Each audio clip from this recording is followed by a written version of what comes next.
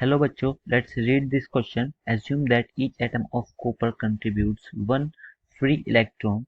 What is the average drift velocity of conduction electrons in a copper wire of cross-sectional area 10 raised to power minus 7 meter square getting a current of 1.5 ampere given density of copper given है and atomic mass of copper given है and Avogadro's number given है.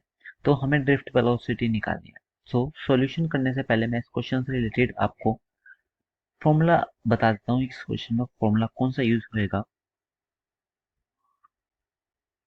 As per the given data हमें current given है, cross sectional area given है, atomic mass of copper given है, density copper की given है, तो हमें ड्रिफ्ट वेलोसिटी निकालनी.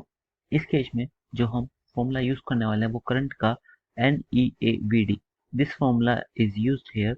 एंड एक चीज और, यहाँ जो ये n है, this is not Avogadro number, this is number density. This is number density. And number density क्या होता है कि नंबर ऑफ एटम जितने भी है पर यूनिट वॉल्यूम. बेसिकली मैं इसको n अपॉन वॉल्यूम लिख सकता हूँ.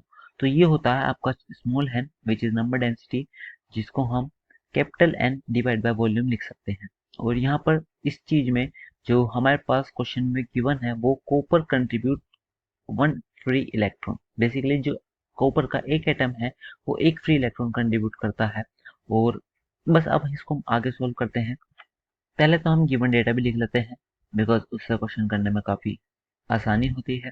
एरिया हमें जो गिवन है वो 10⁻⁻7 मीटर स्क्वायर एंड मास जो गिवन है कॉपर का दिस इज 63.5 एंड ये ग्राम में गिवन है तो हमें इसको केजी में कन्वर्ट करना पड़ेगा. ऐसा यूनिट में कन्वर्ट कर लेंगे हम सब चीज को, तो फिर ये केजी में आ चुका है.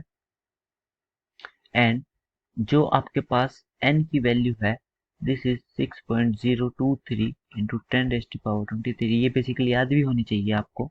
और डेंसिटी गिवन है दिस इज 9 इंटू 10⁻3 एंड हमसे ड्रिफ्ट वेलोसिटी की वैल्यू पूछी है.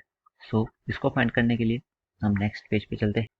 सबसे पहले हम n कैलकुलेट करते हैं जो हो जाएगा 6.023 into 10⁻23 upon volume. And volume हमें नहीं गिवन बट डेंसिटी गिवन है. डेंसिटी होता है मास अपॉन वॉल्यूम, तो यहाँ से वॉल्यूम आ जाएगा मास अपॉन डेंसिटी. अब यहाँ पर पुट कर देते हैं. मास हो जाएगा 63.5 इंटू 10⁻3. डेंसिटी ऊपर पहुंच जाएगी तो फिर ये आ जाएगा 9 into 10⁻3. This is the value of n. हमें Vd की वैल्यू चाहिए. अब हम Vd को यहाँ से लिख सकते हैं. आपका Vd हो जाएगा current upon number density upon electron into area. जो Vd की वैल्यू है वो आ जाएगी. हमें करंट की वैल्यू भी पता है 1.5 अपॉन n. अभी ऊपर लिखा है तो फिर इसको लिख सकते हैं.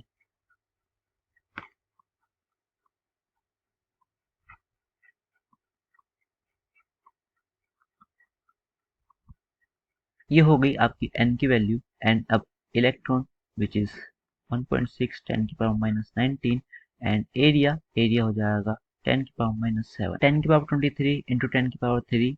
ये 10⁻26 और ये भी 10⁻26 बन जाएगा तो ये कैंसिल हो जाएंगे. एंड Vd को मैं अब यहाँ पे सोल्व करता हूँ. Vd is equals to 1.5 into 63.5 into 10⁻³ upon 6.023 into 9 into 1.6. इसकी जो वैल्यू आने वाली है दिस इज समथिंग दिस. तो यही हमारे पास Vd की वैल्यू आई है जो कि मीटर पर सेकेंड हो जाएगी. और अगर हम अब अपने ऑप्शंस को चेक करें ऑप्शन देखते हैं कि आपका जो बी ऑप्शन है which is 1.1 into 10⁻³ metre per second. Yes, B is the correct option. I hope you all understood. Thank you so much. Take care.